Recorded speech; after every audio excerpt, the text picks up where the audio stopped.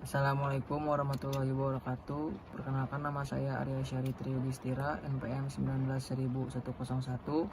Saya dari kelas C, mata kuliah Hukum Organisasi Internasional di bawah bimbingan dosen Ibu Hesti. Di sini saya akan menjelaskan 3 materi mengenai hukum organisasi internasional yang sudah saya kerjakan untuk memenuhi ujian akhir semester. Yang pertama, organisasi internasional secara umum. Suatu organisasi yang dibuat oleh anggota masyarakat internasional secara sukarela atau atas dasar kesamaan yang bertujuan menciptakan perdamaian dunia dalam tata hubungan internasional. Yang kedua, keikutsertaan Indonesia di dalam berbagai organisasi internasional. Organisasi internasional diikuti oleh Indonesia. Yang pertama yaitu PBB. PBB organisasi internasional yang diikuti oleh Indonesia yang anggotanya adalah hampir semua negara yang ada di dunia ini. Organisasi ini berdiri pada 24 Oktober 1945 dan saat ini markas besarnya ada di kota New York. Indonesia pernah keluar dari organisasi ini dan kemudian masuk lagi menjadi bagian dari anggota. Yang kedua ada ASEAN. ASEAN atau Perhimpunan Bangsa-Bangsa Asia Tenggara merupakan organisasi kerjasama regional negara-negara Asia Tenggara di bidang ekonomi, sosial, dan kebudayaan. Meskipun organisasi ini bertekad mewujudkan stabilitas dan keamanan kawasan Asia Tenggara dari pengaruh asing, tetapi bukan merupakan organisasi politik. Hal ini dapat dilihat dari latar belakang berdirinya ASEAN. Yang ketiga yaitu NATO. Tujuan didirikan NATO ini untuk menjaga perdamaian dan keamanan bagi para anggota negaranya dalam bidang politik, militer, dan pertahanan dalam menghadapi segala ancaman, juga menghilangkan persengketaan politik ekonomi internasional, dan juga meningkatkan kerjasama ekonomi di antara negara-negaranya.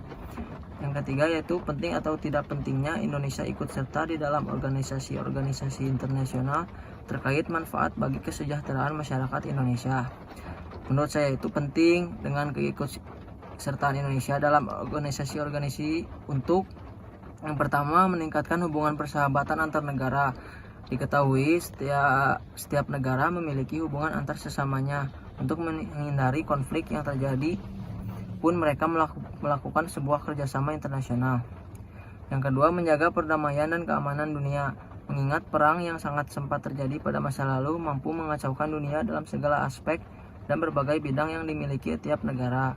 Maka dilakukan kerjasama internasional ini akan bertujuan agar semua negara di seluruh dunia dapat mencapai perdamaian, sehingga membuat dunia terbebas dari terjadinya perang di masa mendatang yang akan sangat amat merugikan.